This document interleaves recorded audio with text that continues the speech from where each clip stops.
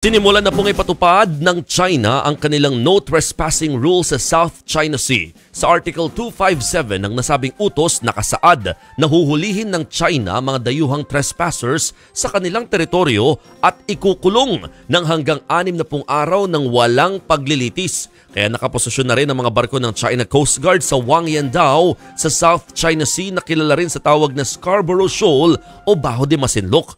Kinundi na ito ng ilang mambabatas. Ayon kay Surigao del Norte Representative Robert Ace Barbers, oras na para ipatikim din natin sa China ang kanilang mga ginagawa.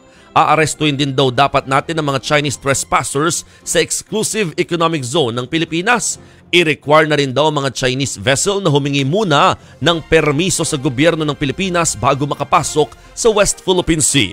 Nanindigan naman ng Philippine Air Force na magpapatuloy ang ginagawa nilang mga pagmo-monitor sa ating teritoryo. Una na rin kinundina ni Pangulong Bongbong Marcos ang bagong utos na yan ng China. Tinawag niya pa nga itong completely unacceptable. Nagbabala rin siya kamakailan na sakaling mas lumala pa ang tensyon sa West Philippine Sea at kung may mamatay na Pinoy, ituturing na raw natin itong act of war. Samantala, muli namang kinundina ng Group of 7 ang mga pangaharas ng China sa mga barko ng Pilipinas. Ayon sa G7, nababahala pa rin sila sa sitwasyon sa East at South China Sea. Kontra raw sila sa anumang unilateral attempt para baguhin ang status quo sa rehiyon gamit ang dahas. Sa gitna naman ng mga pangaangkin ng teritoryo ng China, nagsagawa pa ng motorcade ang higit 300 motorcycle riders sa Puerto Princesa City sa Palawan.